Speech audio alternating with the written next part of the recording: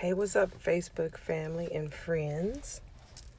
I know I was on here earlier clowning with you all, but I really wanted to get back on here and on a serious note and talk about just something that I think that we lose sight of, that we should observe.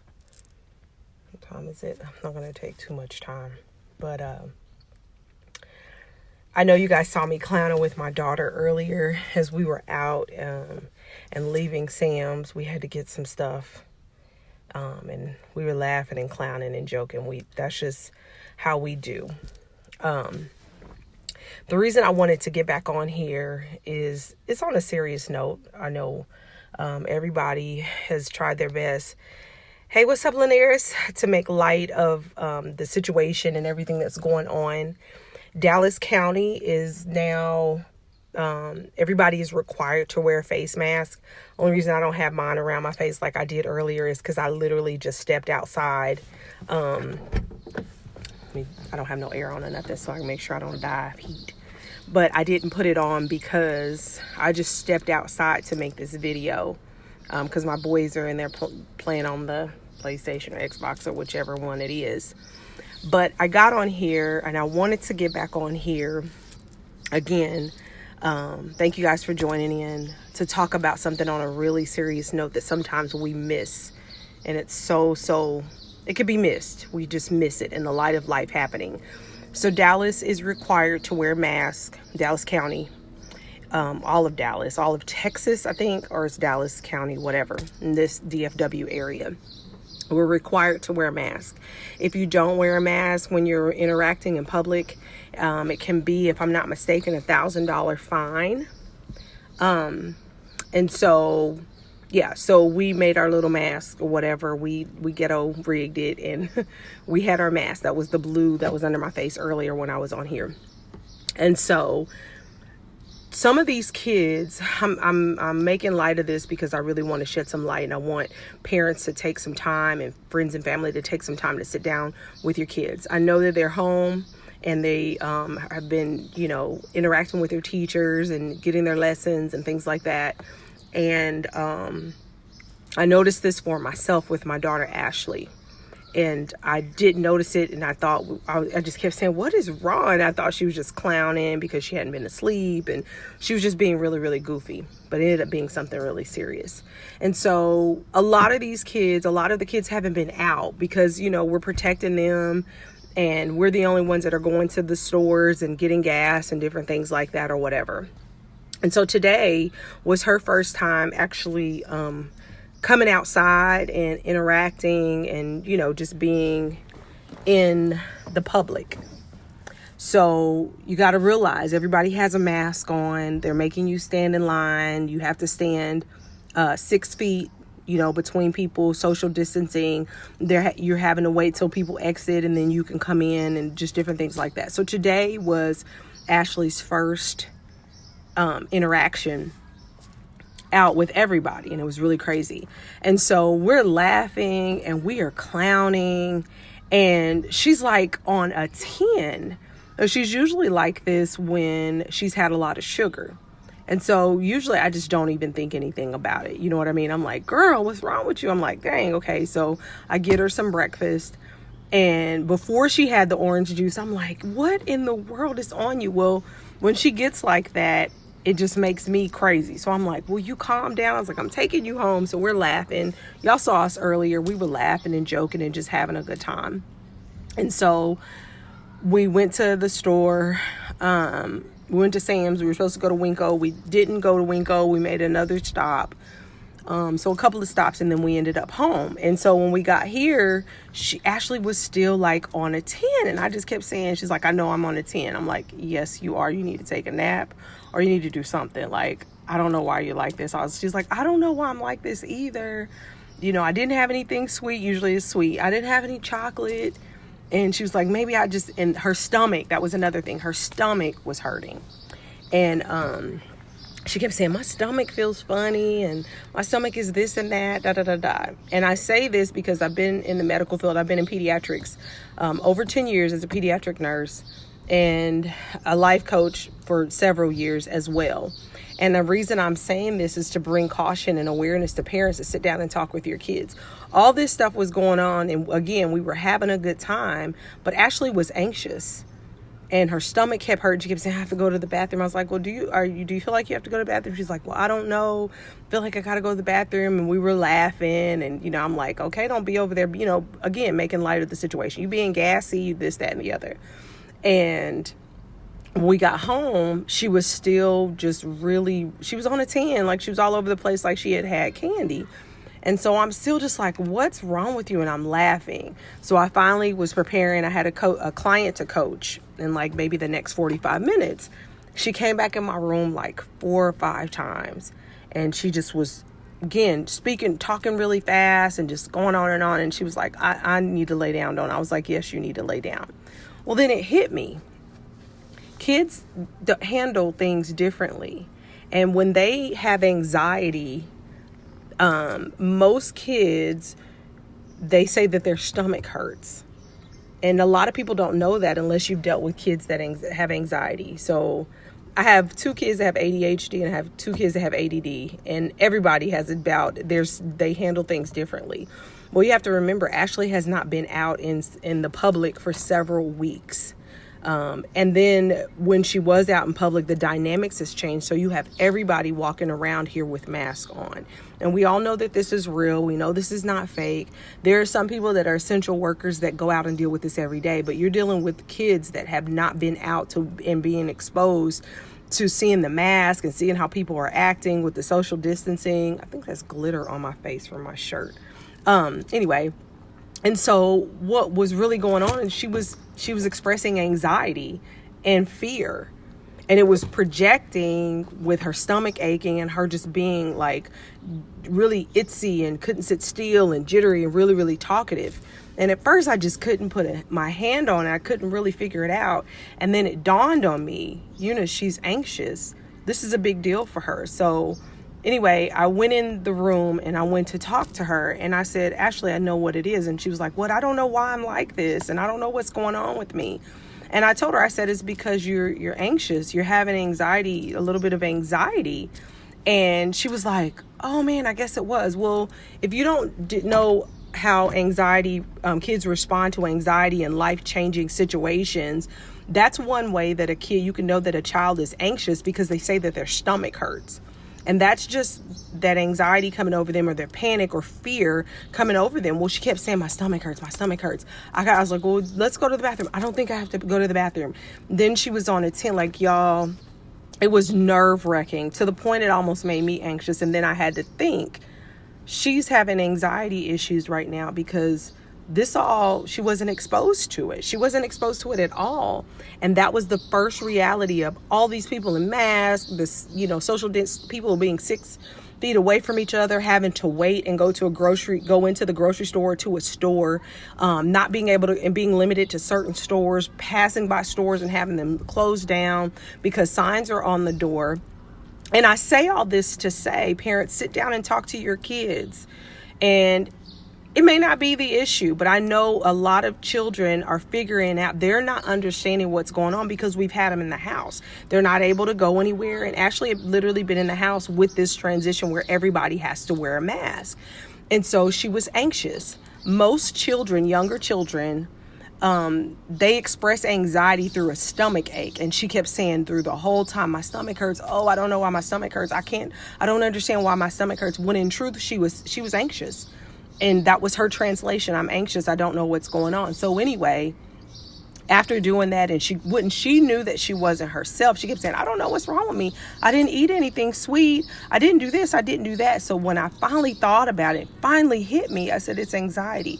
I went in the room and I sat down and I talked with her. I said, did you feel like this when you were going to school when your dad died? And she was like, yes. And I said, you're having anxiety issues.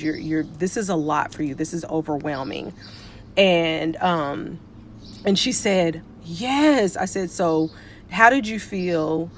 So I just started talking to her and had her express her feelings. I said, how did you feel when you got to see all the people with the mask and us having to stand in line and, wait, and certain stores we couldn't go in because they weren't open for business? And she was like, it was really scary. She's like, we watch this stuff on TV, but to actually live through it. She said, it's so unbelievable. It's so hard to believe that we're living through this.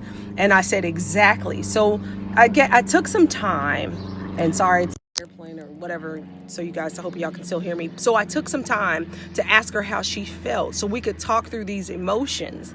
She was anxious. And again, from experience and dealing with children that are grieving and children that have anxiety issues and children that have traumatic stress, post-PTSD, post-traumatic stress disorder, you guys have to be mindful that this is a big deal for everybody, but it's really a big deal for kids. And so I said, Ashley, that's what it is. She said, this is scary. And so we talked through her feelings. I let her talk through her feelings. And I said, I kept trying to figure out what was wrong with you. She said, I didn't know what was wrong with me either. And I said, you didn't know how to you were trying to understand what was going on. And I said, and that was just your response, your body and your mind responding to something that was happening. She said, well, I know that it's real because we're not at school every day.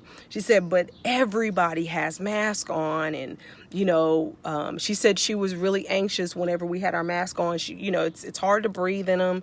Everybody's walking around. And then when we were in certain aisles, we could take the mask down because it's hard. It's hard to breathe through that. And so she said, that was really hard. It made me scared. She said, and then if somebody would come around the corner, then she's like, I hurried up and put my mask on.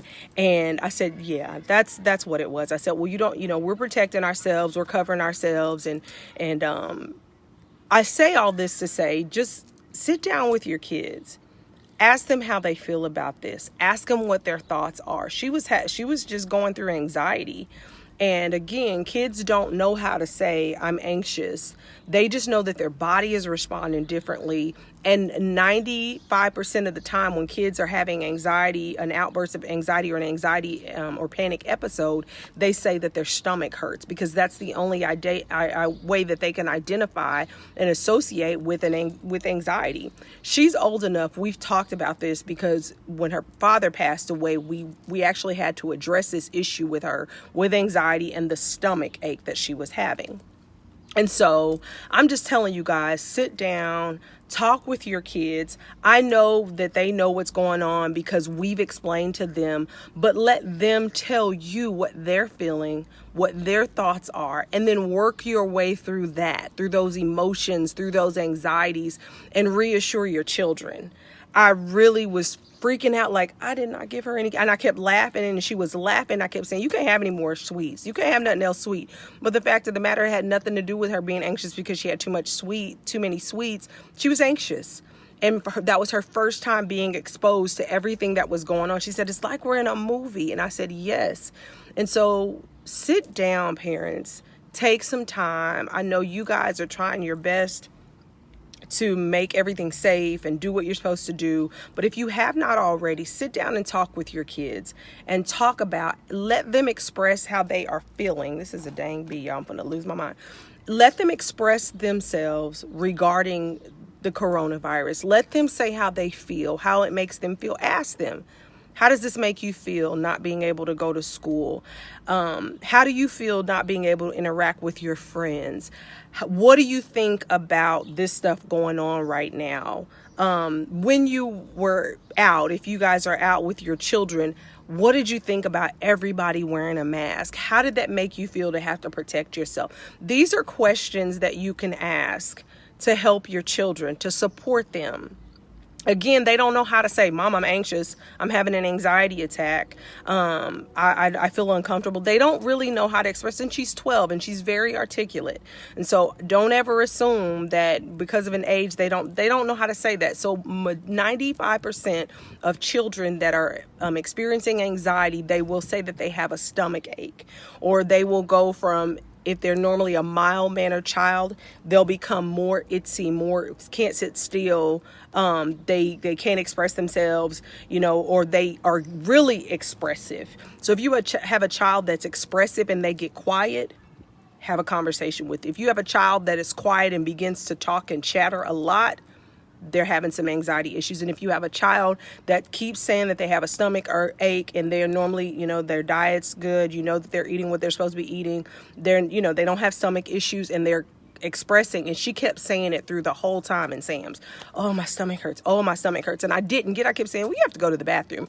But in truth, she was really anxious because of all the masks and it was everything going on. So I say all that, like I said, I've done pediatrics 9 years, almost 10 years, and I've been a life coach for a long time. And I've had a lot of clients that have dealt with grieving, with panic, with PTSD, with anxiety, panic, all of those things, social disorder. So sit down with your kids. I don't care if they're 18. I mean, I've sat down with my teenagers because they are expressing themselves, you know, my 18-year-old and my 16-year-old. But Ashley hadn't been out like that, and so she's 12, and so we had to really just sit down. I heard how she felt. Obviously, I reassured her.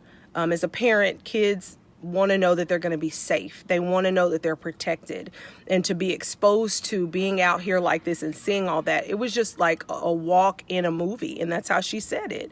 So just think about that, moms and dads, aunts, uncles, grandparents, when you're dealing with your kids or you're dealing with children and they have not been exposed to this, sit down with them. Take a couple of minutes today and sit down and talk with them. And as I mentioned earlier, some of the questions that you can ask so you can see how they're feeling and how they're moving through this. You think you're anxious. You think you're afraid. You think you don't know what's going on and angry and frustrated. Imagine how they're feeling. You know what I'm saying? Imagine what they're going through in their little brains and trying to maintain. Life has not only changed for us, but they're not going to school every day. They're not interacting with their friends except for if it's on, you know, video chat or however they're corresponding with their friends electronically. But this has been a change for them as well. And they don't always respond. Just because we think that our kids are functioning well and we think that they're doing okay because they haven't said they're okay, doesn't mean that they're handling this as well as we think they are. Okay? So it's just a life lesson. You know, you guys be encouraged. It didn't frighten me.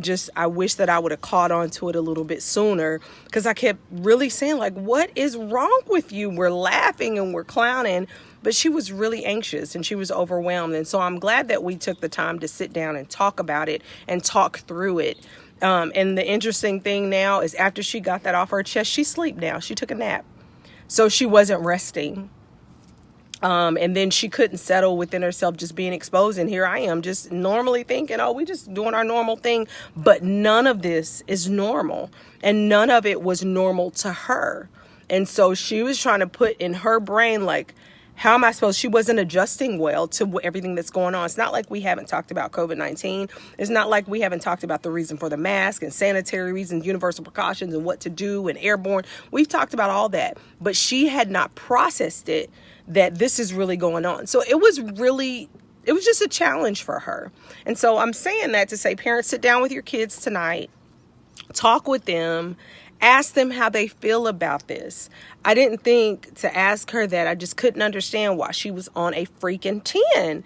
I kept saying, you had too much to eat. And we were trying. She even knew that she wasn't herself. Again, she kept saying, I don't know what's wrong with me. I didn't eat anything sweet. But remember those signs, stomach aches. Children can't say that they're anxious. And so they'll keep saying that their stomach aches because their body is reacting. Their serotonin levels are uneven because of what's going on. So I'm grateful that I sat down and talked with her. She feels a lot better once she expressed how she felt. You know, I encouraged her, and she's going to express herself a little bit more. I'm sure she has a journal. So she said when she woke up, she was going to journal, but now she's taking a nap.